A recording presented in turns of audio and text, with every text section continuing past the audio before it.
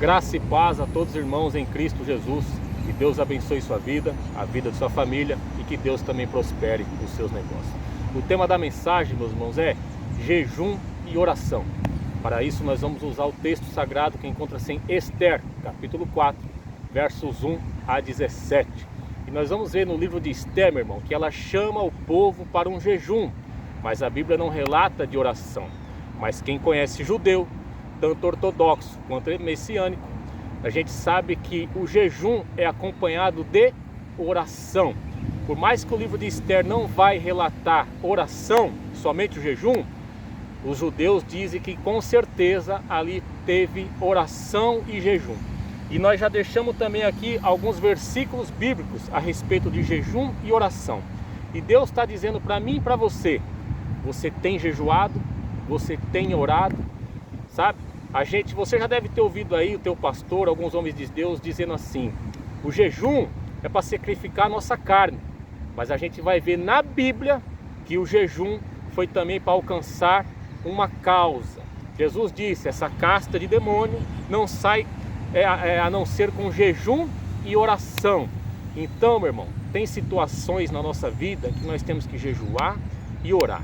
Vamos ler a palavra de Deus, depois nós vamos ler os versículos que já está separado, mas esse é o tema da mensagem. Deus está me chamando, está chamando eu e você para o jejum e oração, coisa que já quase não tem mais nos irmãos, né? As pessoas só fazem jejum e oração quando tem campanha na igreja. Ah, vai ter campanha, vamos jejuar e orar uma semana. Aí o povo jejua. Fora isso, meu irmão, ninguém faz, sabe, por si próprio, por apenas ler a palavra e falar, olha só, eu vou jejuar, eu vou orar. Porque jejum e oração, irmão, andam juntos.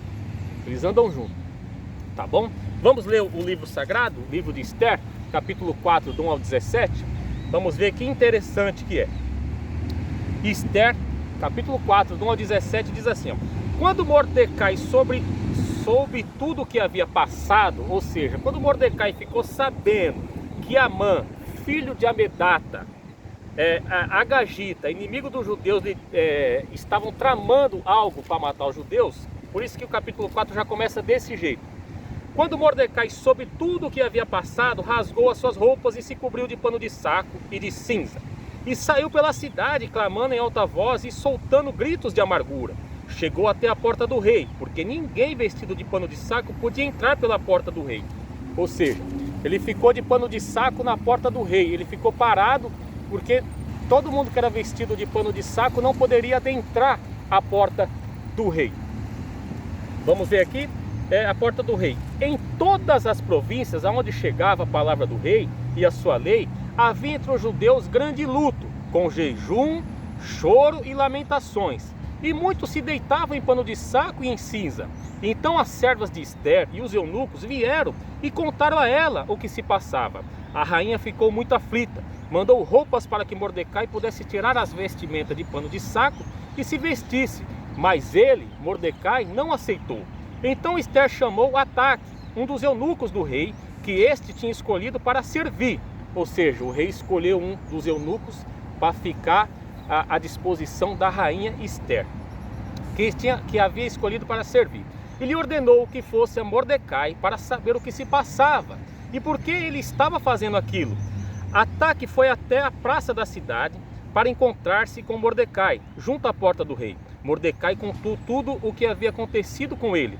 Disse também a quantia certa de prata que Amã tinha prometido pagar aos tesouros do rei pelo aniquilamento dos judeus.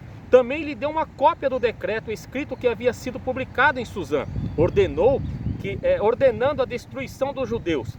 Mordecai pediu a Ataque que mostrasse a cópia a Esther e a pusesse a par de tudo, a fim de que ela fosse falar com o rei e lhe pedisse misericórdia, e na sua presença lhe suplicasse pelo povo dela.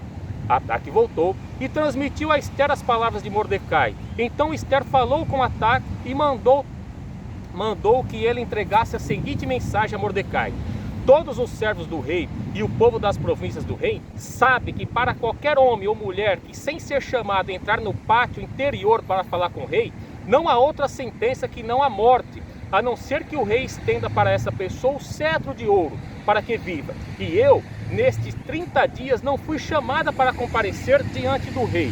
Só uma paradinha aqui, irmão. Quando ela disse assim que 30 dias ela não foi chamada para entrar na presença do rei, nesses 30 dias ela não entrou no palácio, na onde tinha permissão para falar com o rei ali. Ela era esposa do rei, ela tinha a sua intimidade com o rei, mas nesses 30 dias ela não tinha adentrado no palácio, na onde o rei ficava com um cetro, tipo de um bastão de ouro, e para quem ele levantasse a pessoa poderia adentrar, que não acontecesse nada. Se ele não levantasse o cetro, a pessoa poderia morrer, porque não foi chamada na presença. Naquela época ali tinha umas ordens, sabe? Para você entrar. Olha, eu quero falar com o rei, tá bom, volte amanhã à tarde. Olha, eu quero falar com o rei, tá bom, volta na quinta à noite.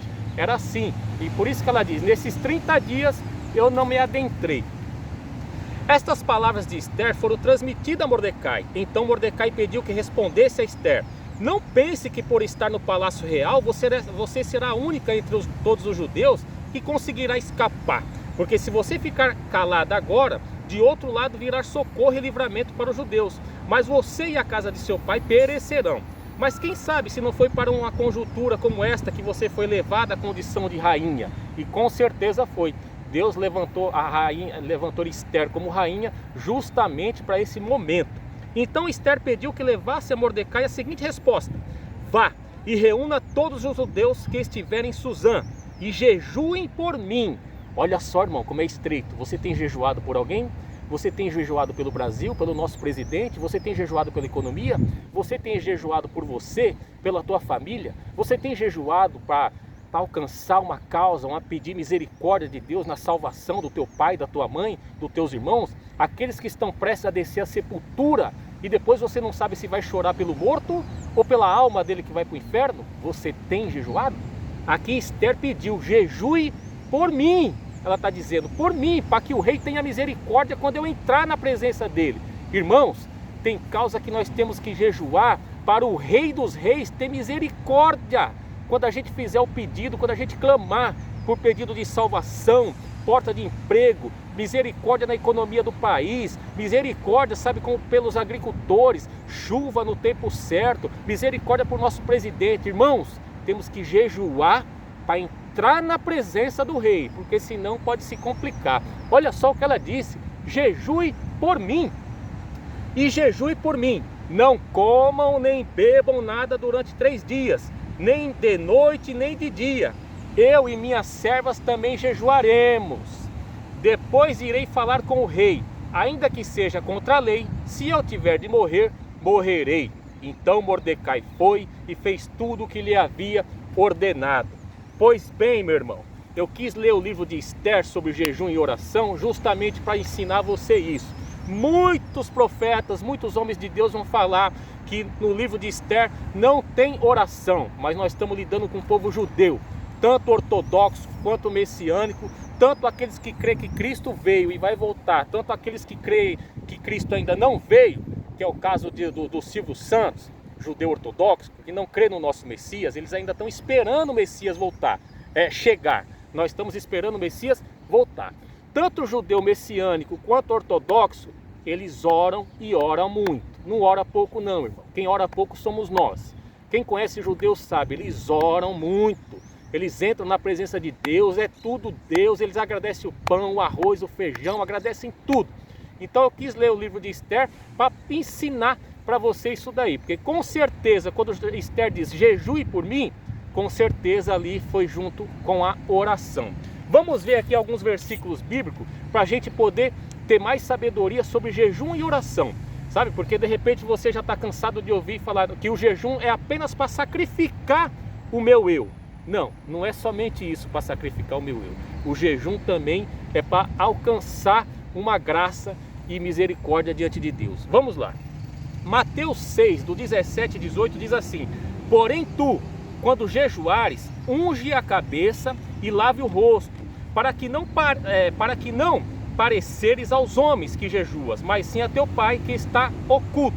E teu pai que vê o que está oculto te recompensará. Aqui vem um ensinamento: quando você jejuar e orar, principalmente por alguma causa, não conte para ninguém. Se você chegar num lugar e falar: meu irmão, toma um cafezinho aqui, toma um café com a gente. Não, minha irmã, obrigado. Toma, irmã, toma um cafezinho, o café tá gostoso. Não, minha irmã, eu quero vê um suco, um chá. Não fale para ela, não, irmã, eu não estou tomando café porque eu estou num jejum, estou no propósito.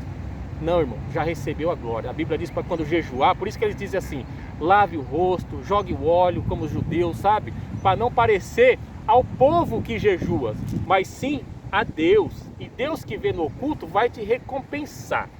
Esdras 8:23 diz assim, nós, pois, jejuamos e pedimos isso ao nosso Deus, e pelas nossas orações moveu-se. Ou seja, Esdras estava aqui pedindo uma causa, ele queria alcançar uma misericórdia, uma graça de Deus. Por isso que ele diz, nós, pois, jejuamos e pedimos isso ao nosso Deus, e pelas nossas orações moveu-se. Moveu-se o quê?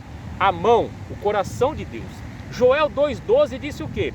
Ainda assim, agora mesmo diz o Senhor, convertei-vos a mim de todo o vosso coração, e isso com jejum, com choro e com pranto. Aqui, meu irmão, Deus está dizendo, esse tipo de jejum aqui de Joel, esse é para sacrificar a nossa carne. Deus está dizendo aqui, ó, com jejum, choro e pranto. Ou seja, meu irmão, o povo estava em pecado e Deus disse, vocês precisam jejuar, sacrificar a carne, com pranto, com choro, lamentação. Daniel 10:3 está dizendo o quê? Manjar desejável não comi, nem carne nem vinho entraram na minha boca, nem me ungi com unguento, até que se cumpriram as 3 semanas.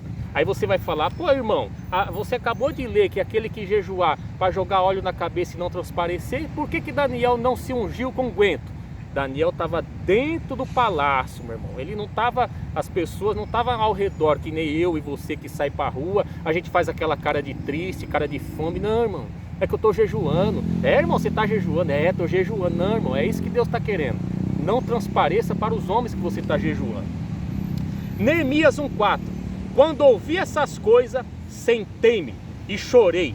Passei dias lamentando-me, jejuando e orando ao Deus dos céus. Quando Neemias viu tudo que estava acontecendo, ele falou, eu preciso fazer algo. Eu preciso mover o coração de Deus. Eu preciso mover a mão de Deus. Então, irmão, jejum, oração, pranto, lamentação, arrependimento, tudo isso é ali um pacote, sabe? Para Deus nos céus olhar e falar, camarada ali está querendo se converter, está jejuando, está buscando, está clamando e está se arrependendo. Está entendendo? Atos 14:23 diz o quê? Paulo e Barnabé designaram-lhe presbíteros em cada igreja. Tendo orado e jejuado, eles os encomendaram ao Senhor em que havia confiado. Ou seja, antes de uma causa, antes de Paulo e Barnabé designar-lhes os presbíteros, a Bíblia vai dizer o quê? Que eles oram e jejuam. Eles oraram e jejuaram para ver se era da vontade de Deus, para Deus colocar a mão, para Deus ir na frente, mano. Atos 13:3 diz o quê? Então jejuando e orando, e pondo sobre ele as mãos, os despediram. Tá entendendo? Você aí, o teu ministério, você quer ser consagrado, você quer falar de Deus, você quer ser pastor, quer ser profeta?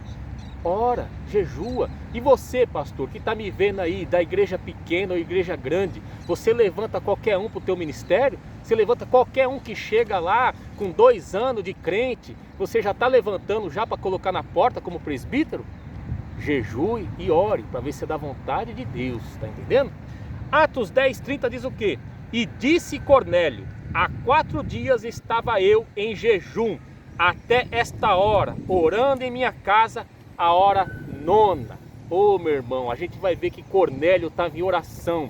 Ele vê, aparece um anjo para ele e manda ir atrás de Pedro. Depois aparece um anjo para Pedro e Pedro vê o lençol descendo com as carnes e ele diz, nunca comi nada impuro. E Deus diz, não faz nada impuro que eu purifiquei. Cornélio era judeu ortodoxo, ele estava nas leis ali, irmão, sabe? E a Bíblia vai dizer que ele era homem fiel a Deus, temente a Deus, até nas esmolas, nas ofertas. E ele estava orando e jejuando, e a graça de Deus alcançou, e ele disse, vai falar com Pedro, que eu vou abrir a tua mente, e você vai saber, vai reconhecer o meu filho amado, o Messias, o Cristo como Salvador. E foi o que aconteceu. A misericórdia e a graça de Deus alcançou a família de Cornélio, e Cornélio foi abençoado. Deus mostrou algo para Cornélio, Deus mostrou algo para Pedro, ajuntou os dois e veio salvação na vida de Cornélio. Pedro entra na casa de Cornélio. Então, olha só, irmão, E disse Cornélio: há 4 dias estava eu em jejum,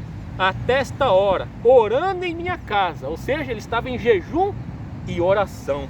Irmãos, acabamos de ver aqui que jejum e oração andam junto. Jejum e oração andam junto para sacrificar a nossa carne, para sacrificar o nosso eu. Jejum e oração andam junto para a gente conquistar algo, uma causa de Deus. Jejum e oração anda junto, mãe, para você conseguir, para Deus ter misericórdia e alcançar os teus filhos, o teu esposo. Jejum e oração, pai e mãe, andam junto para você estar ali, ó, orando e jejuando, intercedendo para Deus tirar teu filho das drogas, da prostituição, do mundo ímpio, sabe? Do mundo devasso. Jejum e oração anda no meio do crente para ter resposta de Deus, para Deus nos abençoar. Jejum e oração entra na minha vida para sacrificar minha carne, para fazer segundo o coração de Deus e não o meu, tá entendendo, meu irmão? Deus, sacrifica a carne, joga o meu eu por terra, Pai, que seja a tua vontade e não a minha, sabe? Entra ali, irmão, jejum e oração. Jejum e oração entra no meu casamento, jejum e oração entra nos meus negócios, jejum e oração entra no meu ministério, jejum e oração entra até mesmo antes de fazer esse vídeo, que para você do outro lado pode estar sendo uma coisa simples, mas não, meu irmão, tem que estar na presença de Deus, porque senão é tudo para Deus, tudo para Deus. Vai ter um tempo que eu vou fazer um vídeo dizendo por que eu não peço inscritos e nem peço para dar like no canal. Os irmãos vão saber o porquê. É pecado pedir? Não, meu irmão, tá? Não estou falando com você que você tem aí o seu canal de bolo, de comida, de carro, essas coisas, não tem nada a ver. Mas para o canal cristão, exclusivamente cristão, não se pede like e nem para se inscrever. Os irmãos vão saber lá na frente quando eu fizer um vídeo. Mas até esse vídeo, irmão, que para você que parece simples, tem que ter, irmão, tem que ter jejum, tem que ter oração, tem que chegar e falar: Deus, vem comigo, Pai, que a glória é tua, a honra é tua, a alegria é minha, mas a honra e glória é tudo de Deus. Então, meus irmãos, Deus está nos chamando para algo que sumiu do meio do crente. Não existe mais, né, irmão? Só tem quando o pastor chama. Quando o pastor chama, ó, nós vamos entrar numa campanha de jejum e oração. Aí o crente jejua, o crente ora, por quê? Porque o pastor pediu. Mas nós temos que ter vida de oração. Quem tem leitura da palavra, quem lê a palavra de Deus, sabe o que eu estou falando. Sabe, quando você se depara com algo, você fala: caramba, Esther pediu para jejuar. Por quem? Jejuai por mim. E eu e minhas servas vamos fazer o mesmo. 3 dias, meu irmão, jejuando. Para quê? Para entrar na presença do rei. Como que você tem entrado na presença do rei? Hein? Você está querendo uma causa grande, sabe? Mas você está como? Sem fé para jejuar e orar? Jejua, meu irmão. Agora tem casos, tem pessoas que não podem jejuar, tá, meu irmão? De repente você está me vendo e fala: ah, Deus, o senhor sabe, esse irmão está falando besteira, o senhor sabe que eu não posso jejuar. Aí é diferente, meu irmão. Eu estou falando com pessoas que, sabe, saudáveis a certo ponto, que pode jejuar, que pode ficar um momento sem água, que pode ficar sem a Coca-Cola, que pode ficar uma semana sem olhar o Facebook xeretando a vida dos outros, sabe? Que pode ficar uma semana, como diz o pastor Rogério, com a língua presa, sem ficar falando da irmãzinha, do pastor, do sapato, do obreiro, do levita. Sabe, irmão, estou falando com esse tipo de pessoas. Você pode jejuar tua Coca-Cola, tua pizza, tu pode jejuar uma carninha vermelha. Irmão, eu adoro carne, eu como bem, irmão. Sabe, eu sei como é que é, você fica ali uma semana no ovo, ou uma semana no frango. Eu sei como é que é, irmão. Mas quando você vai aprendendo a jejuar, você vai sacrificando a tua carne, sabe? Você vai vendo ali, ó, que judeu, irmão, eles jejuam até a água, irmão. Fica alguns dias sem água ali, ó, no seco, e o negócio é estreito, irmão. A língua começa a secar e secar mesmo, tá bom, irmão? Mas volte a jejuar. Deus está falando para mim e para você: jejum e oração. E nós vimos aqui que o jejum não é apenas para sacrificar a nossa carne.